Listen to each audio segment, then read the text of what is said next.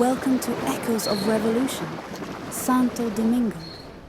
Today, we journey back to the late 18th century, to a land on the brink of upheaval. Baron Pamphile de Lacroix's memoirs provide a chilling account of the events that ignited the Haitian Revolution, a story of brutal oppression, political intrigue, and the desperate struggle for freedom. We begin with the execution of Vincent Ogé. The trial, conducted by the Cape High Council, was a mere formality. The verdict, delivered after 2 months of agonizing waiting, was a brutal display of colonial power. Ogé, convicted of premeditating the project of rousing people of color, was condemned to a horrific public execution. Imagine the scene: Ogé and his companion, Chavan, forced to kneel, ropes around their necks, burning torches in their hands. Then the breaking of their limbs on a scaffold, their heads severed and displayed as a gruesome warning. This spectacle of terror sent shockwaves through the colored population. Fear, yes, but also a simmering resentment that would soon boil over.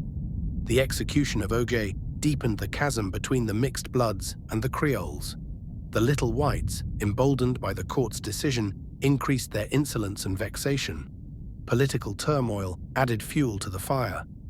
The Provincial Assembly of the North clashed with the Assembly of Saint-Marc, and both struggled against the colonial government and the National Assembly in France. The decree of October 12th, meant to restore order, only intensified the divisions.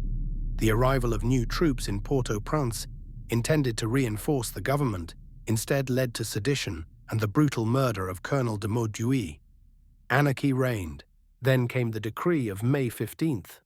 This seemingly simple act, granting rights to mixed bloods born of free parents, ignited a conflagration. The colonists erupted in fury. They saw it as a betrayal, a violation of their rights. Parishes across the colony protested, some even abjuring their allegiance to France. The fear and distrust of the French government reached a fever pitch. Racial prejudices hardened, and violence against people of color escalated. La Buissonnière, a man of color, wrote of their hidden anger, a testament to the simmering rage beneath the surface. The stage was set for rebellion. In June and July, slave workshops in the West formed insurrectional gatherings. Though these were initially dispersed, the mistreatment and torture of slaves only intensified. A chilling letter detailed the brutality of General Carradou, a stark reminder of the horrors faced by the enslaved. Then, in mid-August, fire broke out on the Chabot plantation, followed by an attempted uprising at the Lagosette workshop. These were the first tremors of a massive eruption. On August 22nd, the volcano erupted. Led by Boukman, the slaves of the Turpin plantation rose up, unleashing a wave of violence that swept across the northern province. The flames of rebellion consumed everything in their path. The Colonial Assembly, faced with this catastrophic uprising, turned to desperate measures. They imposed embargoes, sought aid from Jamaica, and mobilized their own forces. But the aid from Jamaica was minimal, and the English response was coldly pragmatic. The colonists, isolated and desperate, found themselves facing a full-scale rebellion. The events described in this chapter of Delacroix's memoirs paint a vivid picture of a society on the brink of collapse.